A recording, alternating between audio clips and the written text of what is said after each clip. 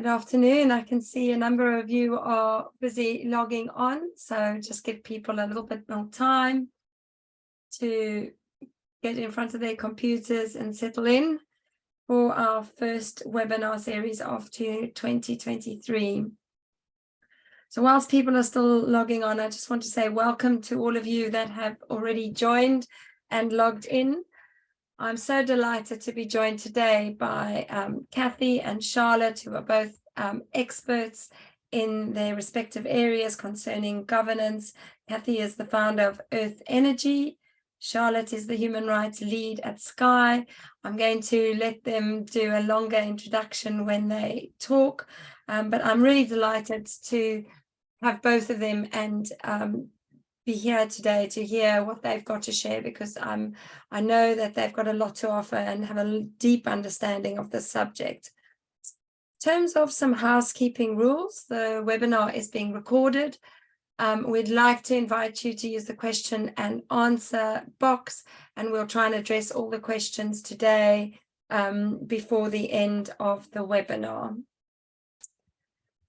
So just to get started, I can see there's still some more people that are logging on, but I think just in the interest of timing, we'll get going today. So just by way of introduction, my name is Colleen Theron. I'm a tri-qualified lawyer and founder of ADIA International. ADIA is a specialist sustainability and business and human rights consultancy with expertise in modern slavery. And we've been working internationally and across sectors for a number of years to help organizations meet their legal compliance obligations and to develop best practice procedures, and particularly of late, focusing on due diligence frameworks. What is required in terms of the law, how do we develop them, and how do we then embed them? Oh, my cursor's not working. So I'm really just going to kick off with just a few overarching thoughts about governance, and then I really am going to look forward to handing over to Kathy and Charlotte. I think the first question we got to ask is, what is the G in environmental social governance frameworks, and why is it particularly important? Because that is the focus of our discussion today. And I think that we need to be aware of how much the role of governance and corporate governance has developed in the last 10 years, and also the amount of governance reforms that have taken place globally, whether that's legislative reforms or the production of specific guidance standards. But it is a requirement for systems and processes that will govern the behaviors of both board of directors and the organizations that they represent. And I think it's important to note that it's not only applicable to large companies, but all companies should have appropriate systems and policies and practices in place. I think that in terms of the UK audience, for those of you who are here, maybe familiar with the UK Corporate Governance Code. It's published in July 2018, but a number of you may not be aware that at the same time, the weights principles were published, which will really provide a framework to help large companies to raise their standards on corporate governance. And the reasoning behind this is that the legislation had tended to be directed to listed and public companies, but there was a realization that, large companies have a huge impact too, in terms of the way they operate and the employees and the people they influence. And there was a need to provide some proper guidance for these large companies. So why is governance key to delivering ESG? Well, I'm going to talk you through a little bit around the legislation changes in a minute, but it's really not possible to address the E and the S without good governance. And I think both Charlotte and Kathy will probably talk to this point as to just how much of a crossover there is, and that in reality, the requirement that proper and appropriate governance systems need to be put in place so that effect can be given to policies and to procedures. When I say effect should be given, it's not only ensuring that these policies are drafted and enforced, but also that there is an understanding of the resource requirements, the people skills that are needed to actually implement these governance systems. Now, I've mentioned that there have been a number of legislative reforms around governance in the last 10 years. Since 2003, we've seen that the European Commission has been very active in developing action plans and recommendations and directives relating to corporate governance. Now, again, for those of you in the UK, you might be wondering, why are we referring back to the EU? What is the relevance for us? And Kathy's in South Africa, what is the relevance to African companies? I think when you look at the way that the law is developing around the management of environmental risk and human rights impacts, there is very much a drive towards value chain, and for companies to really manage their value chain impacts appropriately. And that means for companies who are based anywhere outside of the EU, they might well be caught up in the requirements of the legislation, and therefore will have to think about it. So in line with the EU's Commission's objective to ensure that there's a just transition to a sustainable economy, that there's also a sustainable recovery after COVID, we see in the initial draft of the proposed EU Corporate Due Diligence Sustainability Due Diligence Directive, that there was really a much bigger aim and emphasis around director duties and corporate governance. Now, this has changed somewhat in the latest draft, but when you look at the other requirements in the law around directors' duties, the emphasis on corporate governance is not going away. And actually, a number of the new EU legislation is actually pulling up the requirements around corporate governance. So the German supply chain bill has a particular requirement that senior managers to seek information on a regular basis for managing human rights and environmental risk. We see that in the proposed Dutch bill on responsible business conduct, a director has to be assigned several due diligence obligations. So, for example, overseeing the implementation and execution of the due diligence policy.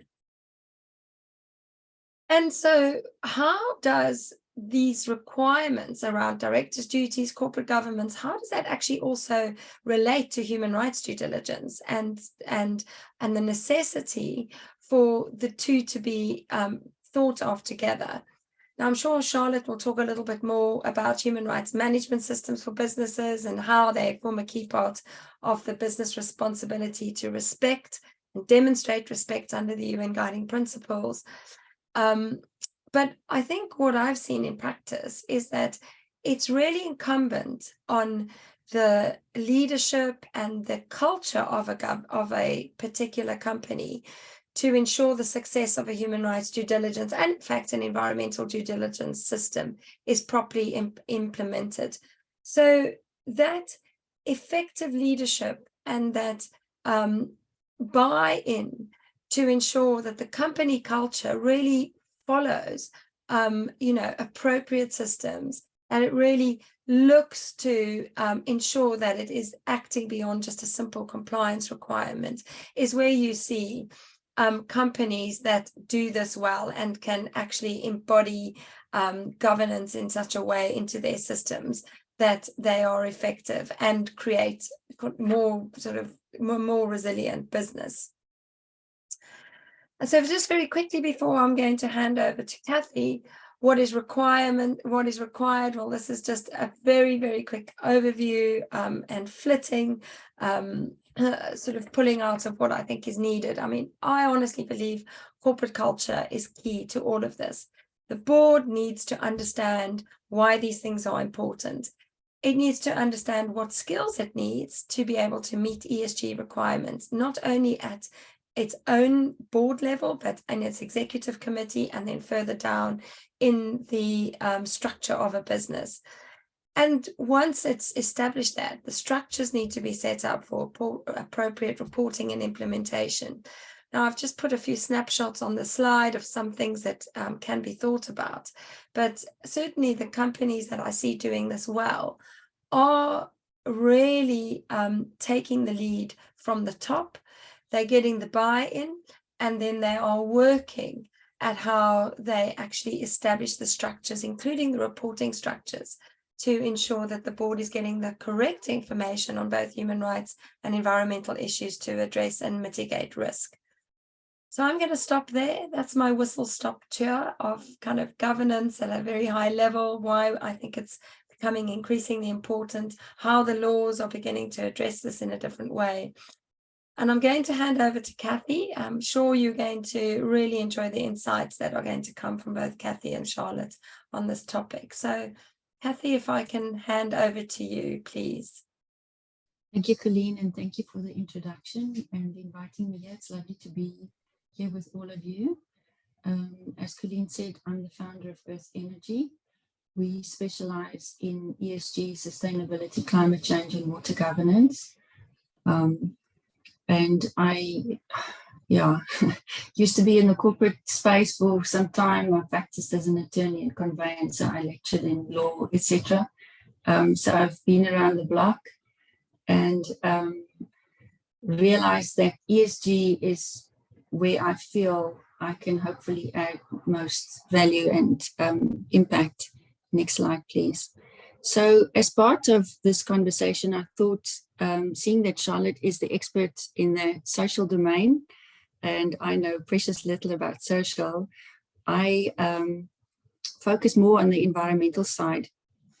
And I thought, let me talk about environmental issues and governance, how that relates to that. And then specifically, we'll talk about climate change as arguably the biggest issue and aspects within the E of ESG. But let's just first start with corporate governance. Now, as Colleen said, I'm South African. So obviously we are blessed with the King Code. It is considered to be one of the international best practice guidances in the world regarding corporate governance. And the definition of good corporate governance, according to the King Code, is ethical and effective leadership. And, you know, ethical and effective leadership, 4 words, but it, you know, it can really pull a punch. And if you think about what that means, it talks to the ethics on the one side. And I always explain it in this way, to say ethics is more the intangible bit, you know, the sort of the culture, the values, the way we do things, setting the tone, etc. And then the effective bit is the more the tangible bit, the structures, the frameworks, the processes, the procedures. And when you marry these two, you get a very sound way of doing things. Next slide, please. So we can say, okay, no, that's great. Now we understand what corporate governance is, but what is the purpose of good governance? Why do we care about these things? And again, if we go back to the King Code, and it's not just specific to the King Code, but to all good practices, is you want to reach a certain outcome, right? There's a reason why you have certain corporate governance structures and processes and leadership insights, etc. And it's to achieve certain outcomes. Now, the King Code refers to 4 outcomes, but you know, you can look at any kind of code, and it talks to good performance, it talks to an ethical culture, it talks to proper controls. And we have a 4th outcome we call legitimacy. And again, this is like, you know, some words are just like, there's so much in it. It's like sustainability or so on. But legitimacy for me is the social standing and the reputation and the good name and the reason why a company can exist, its relationship with society. So if you don't have good corporate governance, and we've seen it over and over again, then it will be very difficult to achieve these 4 outcomes and other outcomes as well. Next slide, please. So one of the questions is, okay, so what does it mean to have such a framework that we can make use of? And for those of you who are familiar with the King Code, I'm definitely not going to give a lecture on that, but it breaks it down beautifully. It's so elegantly developed. You've got your outcomes, the 4 outcomes that I spoke about, and you achieve these outcomes by following principles. And these are but of course principles which you don't have to argue about. It's like a board should lead ethically. It doesn't matter which kind of entity you are. These are obvious. And then the how-to are contained in the practices. And this is where you then distinguish between big companies, small companies, listed, not listed, a church, congregation, even a family. Everybody, as soon as there are a few people together, you need good governance. I mean, rules of the house, if I remember my parents' upbringing, right? Just another way of seeing it as governance. So the value is providing a structure that you can hang and hook all of these outcomes and principles and practices on, and it gives you a crib sheet, if I can put it that way, to show you these are the easy ways. You don't have to reinvent the wheel, because the heavy lifting has been done. If you follow this and you understand it, and you always have substance over form, well, then you'll get there. Next slide, please. So climate governance, as I said, I chose climate change because that is arguably one of the biggest issues that there are under the E. And climate governance, I would like to explain under one of the most well accepted, if that's even proper English, frameworks for climate change reporting, and that is the TCFD. If you can add on the next slide, please. So the TCFD stands for the Task Force on Climate-Related Financial Disclosure, and the final report was issued in June or July 2017 already. It was established in 2015 by the FSB, the Financial Stability Board, when they realized that climate change is no longer an environmental risk, but it's actually a financial risk. And what they did was they established this very elegant framework comprising only 4 pillars, and it's based on many of the other frameworks and standards which have stood the test of time. So the 4 pillars are very easy to remember: governance, no surprises there; strategy, risk management, and then metrics and targets.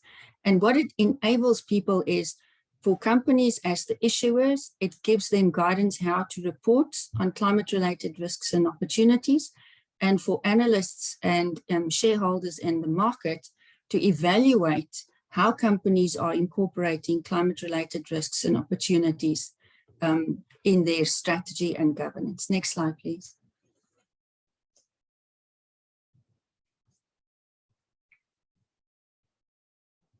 Thank you.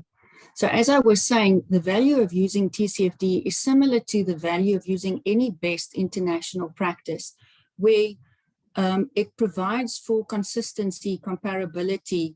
It provides for all of these good principles that you should be considering when you incorporate ESG into your strategy, but also when you think about sustainability and ESG reporting. If you receive information and you're not certain what to do with it, well, then what's the sense, right? So that's why the TCFD talks about decision useful information. It gives a guidance for companies to focus on the right things, and these things should be material, and you always look at it from a risk and opportunity perspective. So the benefit of using these frameworks would be both from a company perspective, where you would then have guidance to understand what to report and what to focus on. And obviously you only report when you do certain things. So it directs your actions, it directs your strategy, it directs your governance, etc. But then also for investors and allocators of capital, which is very important, not just only your banks, but your underwriters, your insurers, your other market participants, to determine what is the best bang for my buck. Am I going to allocate capital to companies who may pose a risk and which could harm people? Or do I want to support and provide capital to companies who can put it at good risk, at good use, because they've got this key risk under control? Next slide, please. So that is what I wanted to say. I just want to give a shout out to a colleague of mine. He used the I used her photos and I said to her, I'll use it, but I just want to be mindful of that. And then the last slide is just my contact details. Thank you very much, Colleen. I'm going to leave it at that, and looking forward to the discussion later. Thank you. Thank you so much, Kathy. That's really insightful. I mean, I already have a number of questions to ask you. I mean, one perhaps to hold is, you know, I wonder how many companies at international level are even aware of the King Code and the way that it's set out, and how it can help them around governance, you know, in terms of structuring it. Or is that something you're aware of? You know, in terms of companies hearing it, and I don't know, Charlotte, even if you've heard of the King Code before I hand over to you. If I can quickly respond, well, maybe because we're so familiar with it, and most companies, or the bigger companies, use integrated reporting, which is contained within the King Code. And Mervyn King, Professor Mervyn King, is such a well-known, you know, he's like a doyen of corporate governance. I would be surprised that people would not know of who he is. As far as I know, most people know about the King Code, but I mean, obviously, South Africa is not the be all and end all, and there are many other fantastic codes and structures and so on. But if I can say, I've been looking at so many reporting and governance frameworks and standards, and there are many, but the King Code is definitely up there with the best of them. What would my mom say? Up there with Elizabeth Taylor. So yeah, really a good one. Thanks, Kathy. I'll hand over to Charlotte and give you the opportunity if you want to answer that, Charlotte, or not, as the case may be. Thanks, Colleen and Kathy. That was really interesting. And my my days of corporate sustainability reporting have meant some deep dives into integrated reporting, and so definitely the King Code has been on my radar, but I wasn't aware so much of the wider principles. So it was really great to hear more, and particularly with that link into as we get forward with these rapidly coming along requirements across climate action and others. I think it's really interesting that we take this integrated view to how we go about making progress. So it's great to be here today. Thanks so much, Colleen, for inviting me to talk a bit about governance. And I think I will, at the end of my intro, we'll just come back to that kind of bringing together of climate action, work around climate action and human rights. And I think TCFD and TNFD, as it comes forward, are really good opportunities to consider the human impacts of climate change and the way in which we transition. And I think we need to kind of step more and support our leaders to step more into that space. But as Sky's human rights lead, I will just share with you all a bit about how we've built our human rights due diligence approach and the way in which we govern that, and really the kind of empowering nature of governance, I think, for getting kind of towards better impacts for people. So I work within Sky's corporate affairs department as Sky's human rights lead.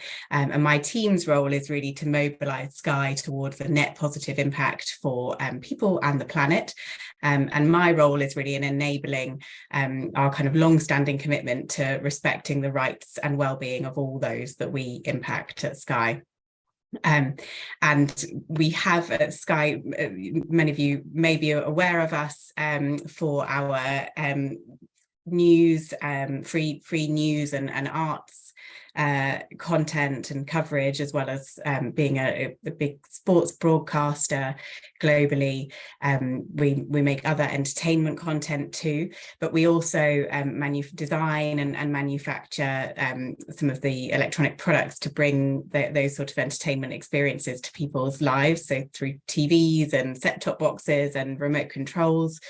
And so we have a kind of diverse value chain, everything kind of in between, and then beyond that, kind of partnerships that we create to kind of get our get what we develop out there into the world, can have a really positive impact on society and have the opportunity to create good jobs globally. And we have a big program of work on addressing digital inequality and promoting diversity and inclusion, and a strong commitment to getting to net zero by 2030 by kind of halving our carbon footprint in our scopes 1 to 3, and doing that with respect for human rights. So our business and our kind of culture are really kind of well kind of shaped around those commitments, and so kind of developing the governance around some of that has been really critical to sort of empowering and unlocking kind of rapid action across those fronts, I think. So if we just move on the slide, so you'll see our kind of overarching commitment and the kind of culture that we're aiming to build is that kind of focus on everyone we impact through all of our activities, and really focusing on rights and well-being for our people, for workers in our supply chain, for the communities around those communities where we broadcast content from, or where our supply chains are based. As well as, really importantly, our audiences globally and the customers and kind of users of our products, kind of all come into this.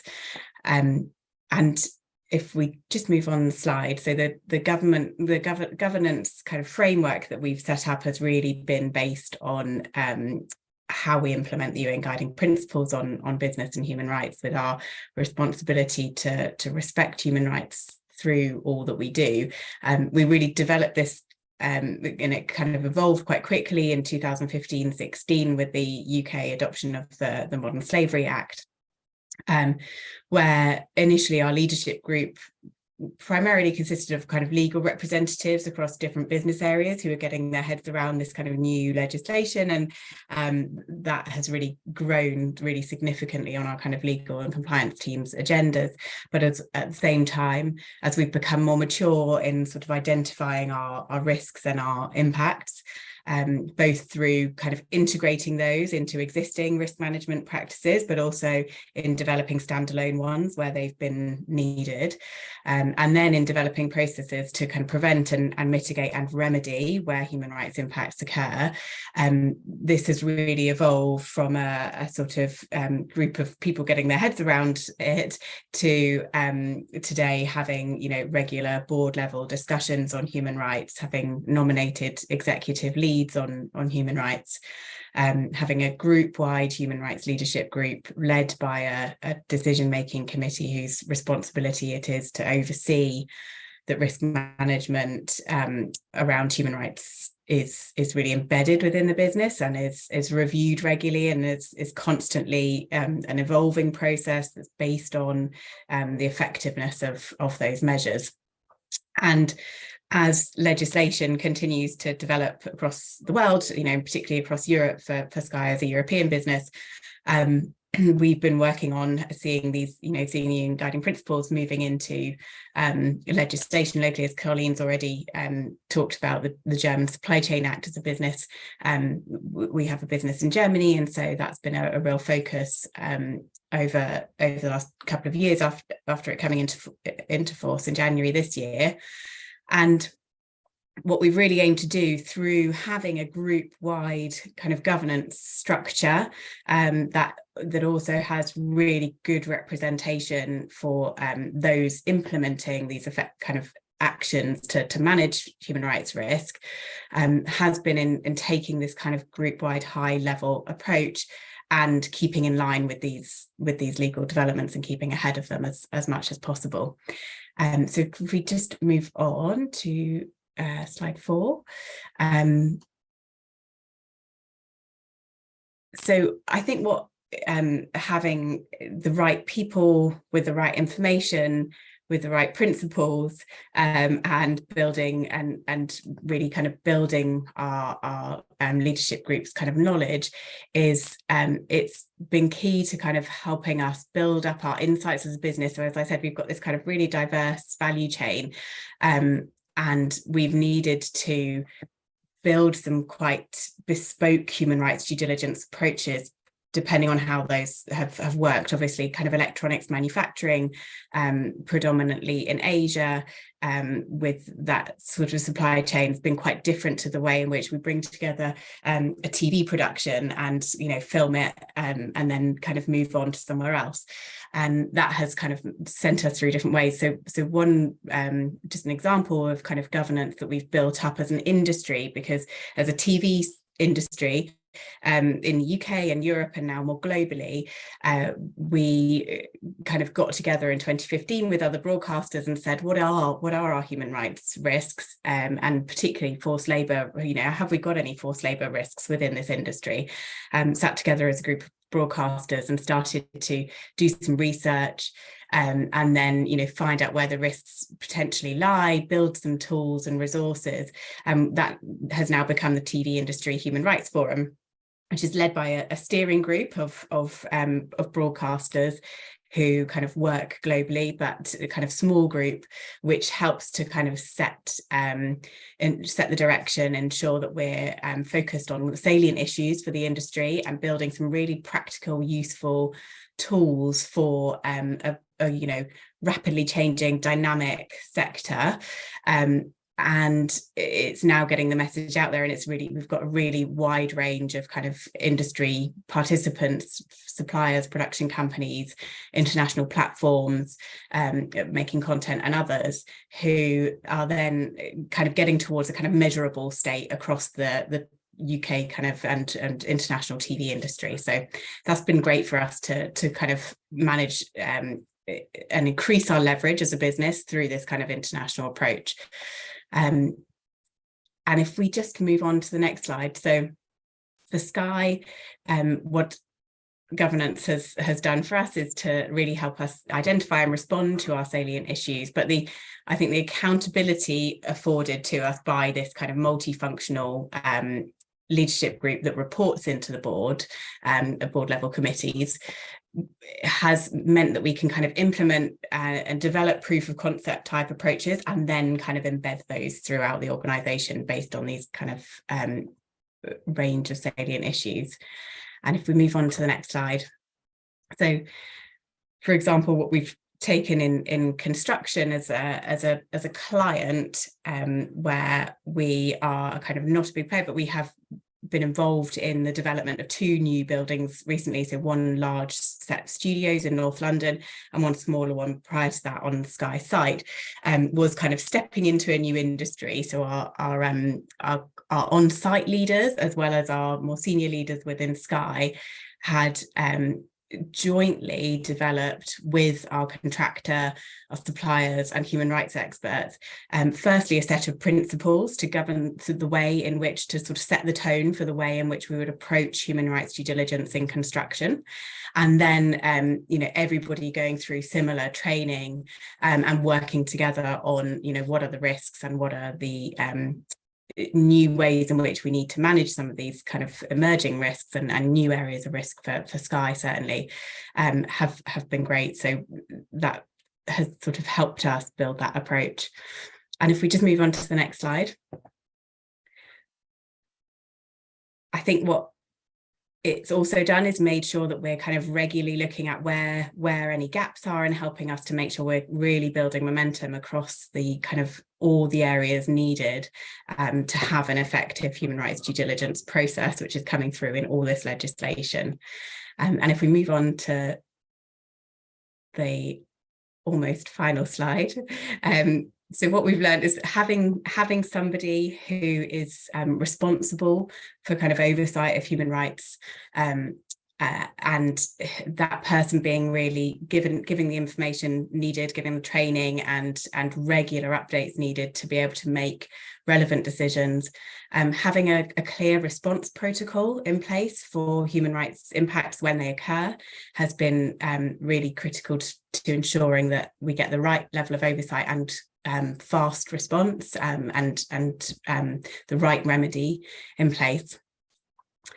And then I think what's really key is human rights due diligence, not just sitting in one area of the business, but everybody being really clear that this is about new new strategic decisions, going into new markets, new business activities, new ways of doing business, or when there are significant changes in, the way all businesses are having to consider how they buy and how they set up their business models going forwards as we rapidly change, as the context rapidly changes. Human rights need to be considered within those, and I think that's been really important and is still developing very much within Sky. It's been helped by our kind of external partners and support from other organisations, and the way we've stepped into kind of multi-stakeholder initiatives like the Responsible Business Alliance, the TV forums I've mentioned, Unseen, and other kind of organisations that we really get support and kind of industry approaches with. And I think that's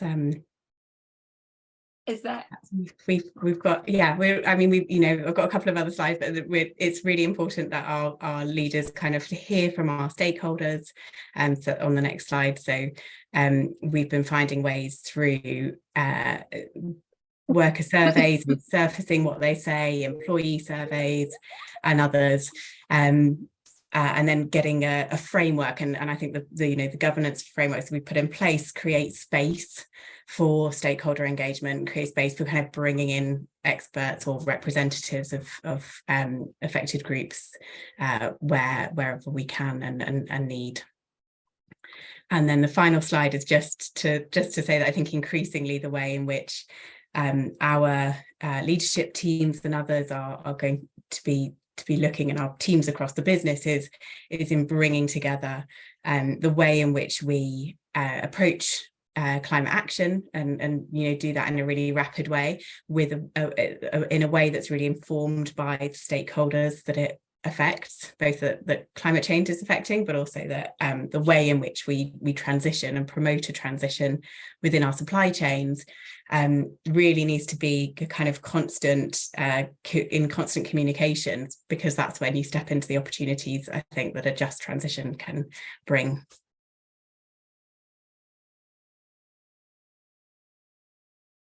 Wow, thank you, Charlotte. There's so much in what you've just shared with us, and I'm sure that everybody listening is probably also scribbling notes madly and trying to digest all the different things. I think I'm really struck, if I'll start with you, I think what I'm really struck by is the fact that you've been on this journey for quite some time. You reference that I think Sky started work on this probably when the UNGPs came into force. I don't know if it was as early as 2011, but if that's the case, I think that's probably so much longer than many companies who are probably only just becoming familiar with the terminology now, and beginning to think about how this is applicable to them. And I think before we open up questions, please, to anyone who's listening, so please do type your questions into the question and answer box, and we'll answer them. But I wonder if you can pick out sort of what are some of the most key challenges that you faced in getting, I guess, top management buy-in as one question, and then more generally, what are some of the real challenges that you've been facing around getting your governance embedded across your human rights due diligence system? Thanks, Colleen. Yeah, I mean, I think there's there are a number of challenges. There's the large global nature of businesses and the proximity to the risk to people is I think our biggest challenge, and in many ways a big opportunity to really kind of connect the way business decisions are being made with being informed by those stakeholders, by employees, by people kind of working in supply chains, and the experiences that they have or might have as a result of those decisions. I think the pace, I mean, Sky is a really fast moving, innovative business. So for at Sky, it's not, doesn't tend to be kind of rolling a ball up a hill type sustainability journey. It's more of a running to catch up with it, and making sure that you really get there with the culture and the kind of tools for conducting human rights due diligence everywhere that these kind of new activities are happening. It's been I think there's always, you know, this sort of considerations around improving the data, I think is really important, you know, getting really good data and then being able to make decisions on resourcing and others based on that is obviously always going to be, it's an important challenge, particularly in the S space. Yeah, I think those are probably it, but they're all things that we keep working on, and, you know, keep seeing and communicating this as a continuously iterated process that we, you know, we hear more, we add more where we can, and you know, share that with the business. Thank you so much. I have other questions, but they're coming in, so I think let me give the panelists an opportunity to ask you a question, and then I'll come back to that, particularly around culture, and then one also for Kathy. So one of the panelists, and thank you, Robert, and nice to see that you're joining us today. One of the questions that is asked, and for either of you to answer, is that ESG is used as a language by some companies and business and human rights by others. How differently are these terms considered by your companies, and how much are they brought together by your companies? So that's a great question. Thanks, Robert. Do you want to maybe start, Kathy? Would you like to give an insight into that, and then perhaps Charlotte as well? Yeah, sure. Thank you, Colleen. That is a good question. And I think also it's a question that's been asked quite a lot. My view is that we need to be mindful of the words we use. We also have to think deliberately about the narrative that we want to create and the conversations we want to start and to join, and how you describe something and what you mean with it. You need to be clear that people understand what you are saying. Just as an example, ESG and sustainability, many people use it interchangeably, but it's not quite the same thing. So ESG is used as an acronym in the corporate world by and large, and we all know it stands for environment, social, and governance, but it's more from a concept of understanding how non-financial matters influence the company's ability to create or erode or sustain value, i.e. how do you create your enterprise value? What does it impact the bottom line? So it's an inward focused look, right? Whereas if you talk about sustainability and sustainable development are used interchangeably and as synonyms. And I must admit, I think that's also the case, where sustainable development is the ability to generate and to develop in a way that you maintain the resources and the carrying capacity of the Earth's natural resources without impacting the ability of future generations to create value or to develop. So I'm paraphrasing the Brundtland report, which came out already in 1987, the definition of sustainability and sustainable development. I think this is arguably one of the most well-known definitions there is. So just to understand how, you know, when you say something, do you know what it actually means, and what is it that you mean, and do people understand what you are saying when you are referring to something? Thank you. I'm going to leave it at that. Thanks, Kathy. And Charlotte, would you like to comment on Robert's question? Yeah, I mean, Kathy's point, I think, is really key there, and I think sustainability and business respect for human rights, or business and human rights are really the way we sort of internally work to empower all of our people and work with our partners and suppliers, because, you know, that's where we kind of get action done. And Sky is quite an action focused business, and it is about understanding the impacts of the business and on the business, for, you know, and really kind of thinking about how we then unlock action around that. ESG, is of course, as you say, talked about is as important kind of framing for kind of managing some of that, those risks and reporting requirements and others,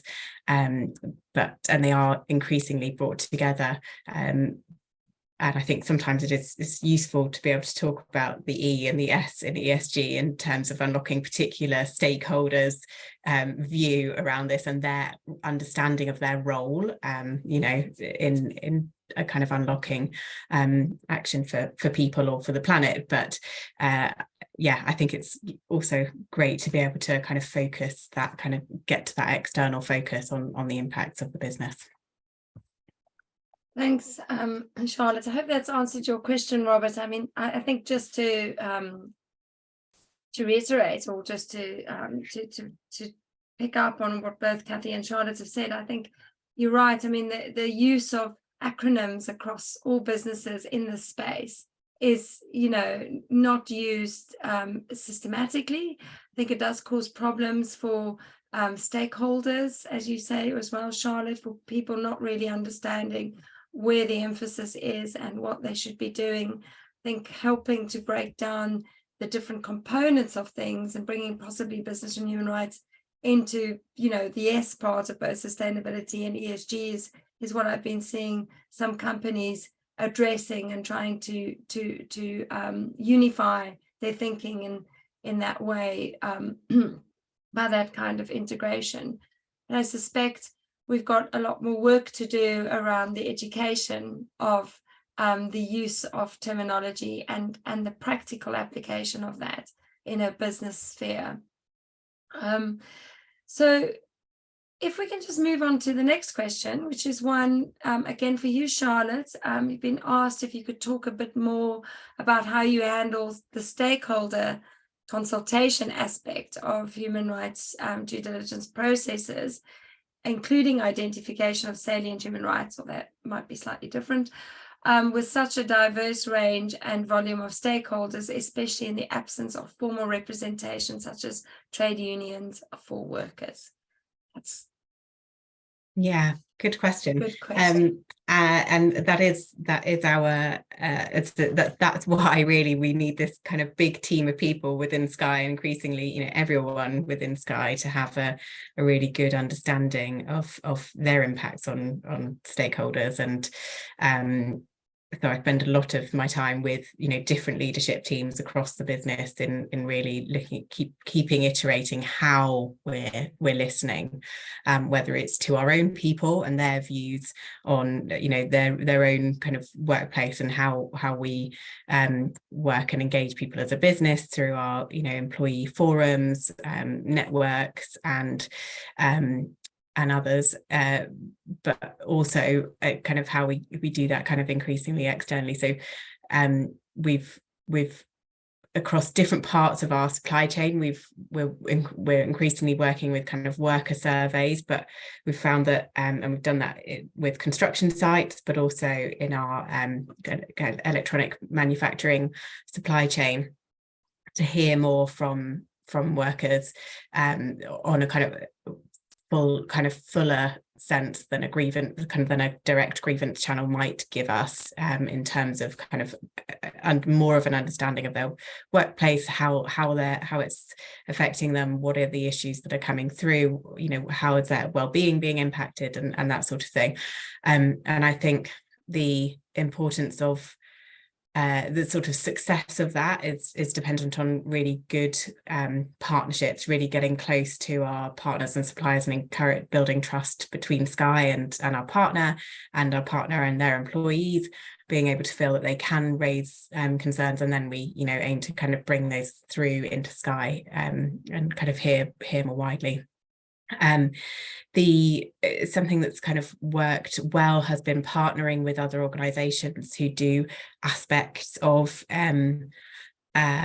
building respect for human rights really well. So in the TV industry, we identified a gap in terms of including diverse identities into kind of security practices and kind of bringing together diversity and security in a way that is really right for people who are working on TV productions.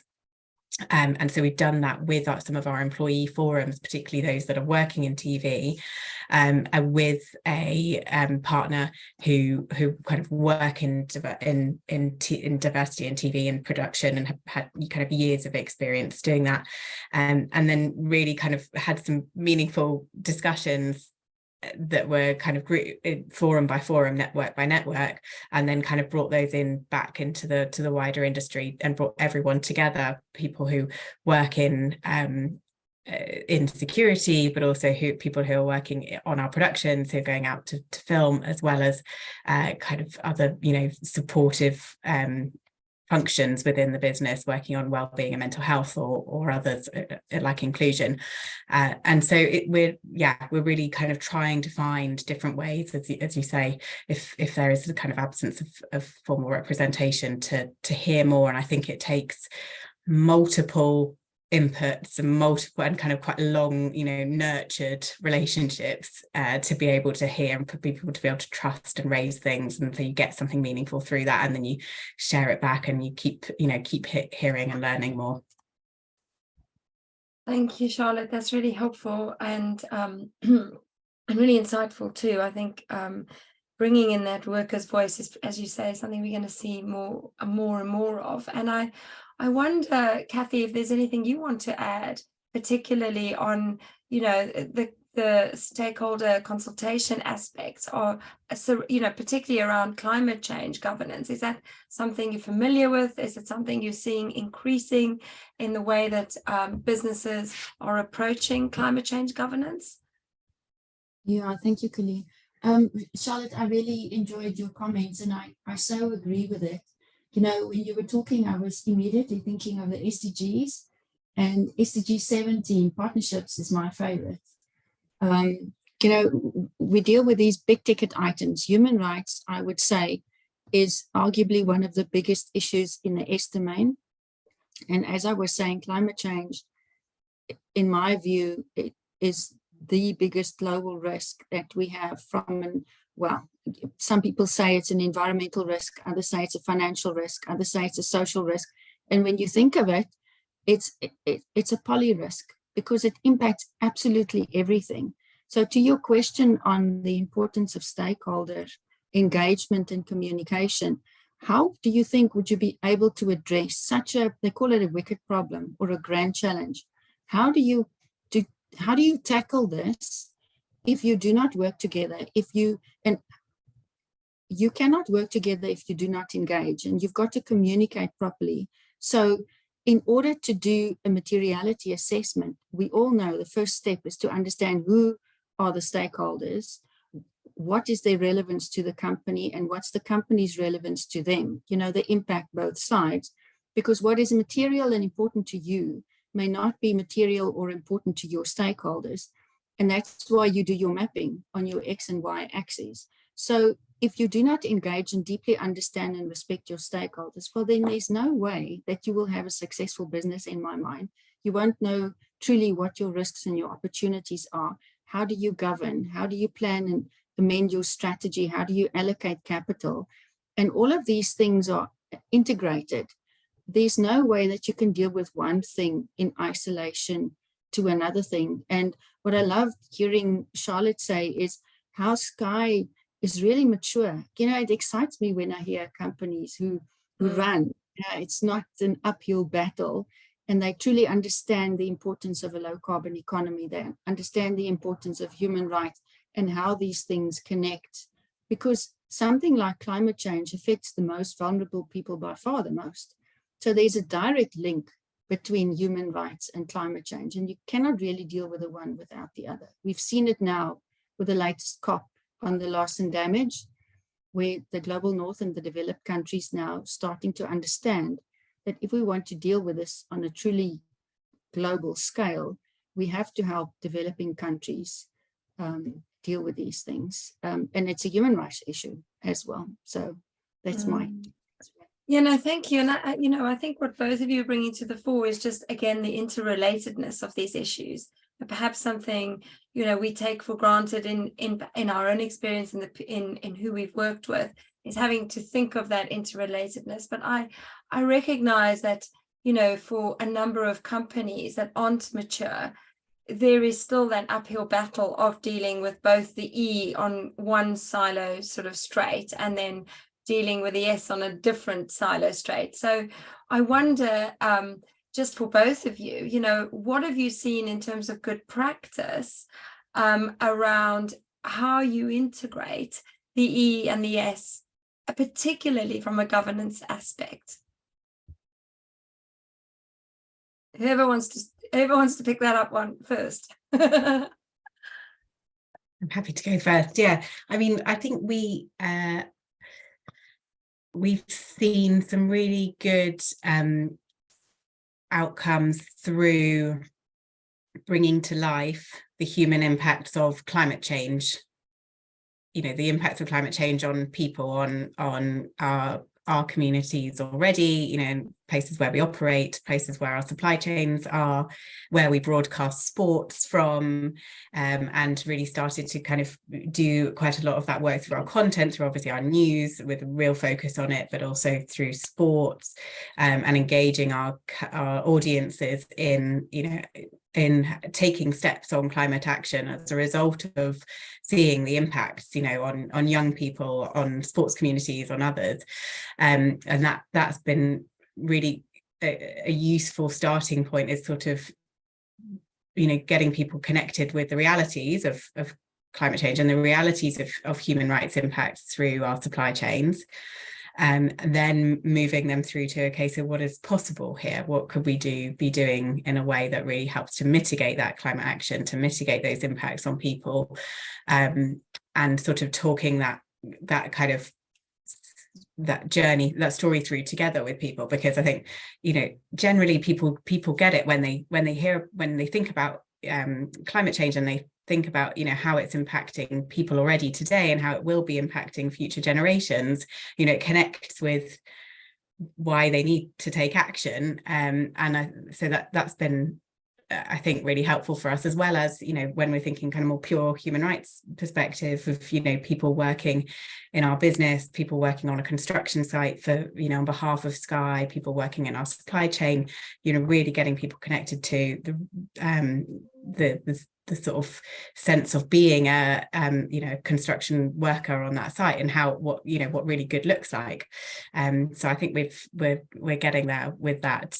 But there's some great things in terms of Forum for the Futures tools, in terms of just and regenerative mindsets, and actually helping to sort of ask some of those questions of your teams across the business that will help them get away from just this sort of do a bit less harm mindset, and towards a kind of more, how do we really do kind of good, and how do we become embody justice and be more regenerative in the way that we do business.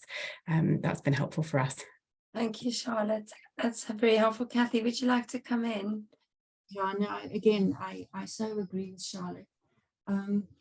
When I like your question, by the way, and for me that's the crux of sustainability versus ESG, because it looks at the integrated nature and the interconnectedness and the relationships between different elements.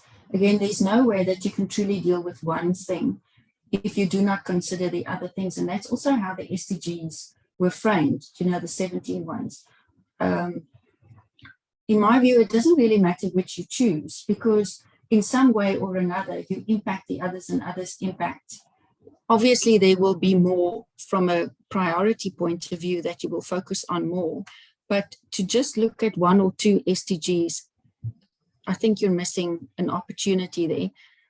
To give you an example of how these things are connected, we all understand we need to move to a low carbon future, and that renewable energy and electric vehicles are one of the key levers to pull. I mean, you've all seen the stats, you've seen the graphs, how the exponential growth happens. But now on the flip side of that, you've got the manufacturing of solar panels, which deals with mining and construction, etc. And now, are you mining rare earth metals And what about the human rights? Are there forced labor? Is there child labor? You know, so immediately you've got trade-offs and things that you have to consider. You cannot purely focus on one thing to the detriment of other things. You always have to consider and keep balance in mind, irrespective of whether you are dealing with human rights or climate change or whatever the case may be, diversity and equality or good governance or anything like that. Yeah, thank you. I think that's right. I mean, you know, the insights from both of you are really helpful. I mean, personally, I think that the drive around legislation trying to ensure that companies are addressing, say, due diligence frameworks in an integrated manner to look at environmental risk and human rights, negative human rights impacts is going to probably in the next 5 years really drive governance practices. And I suspect compliance teams, lawyers, sustainable, you know, procurement professionals to really start thinking about how they can actually integrate their processes so that the overview of the risk is better managed and the resources properly addressed as well. I just want to say we've come to the end of our hour. It's gone really fast.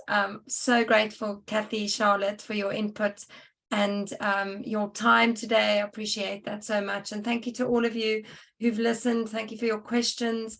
Our next webinar will be in June. We're going to look at environmental and social reporting, particularly looking at you know, what's happening around the reporting standards that are being developed. So look out for our newsletter on that. And yes, please do get in touch if you have any questions to any of us. So thank you very much and wishing you all a great week. Take care. Bye.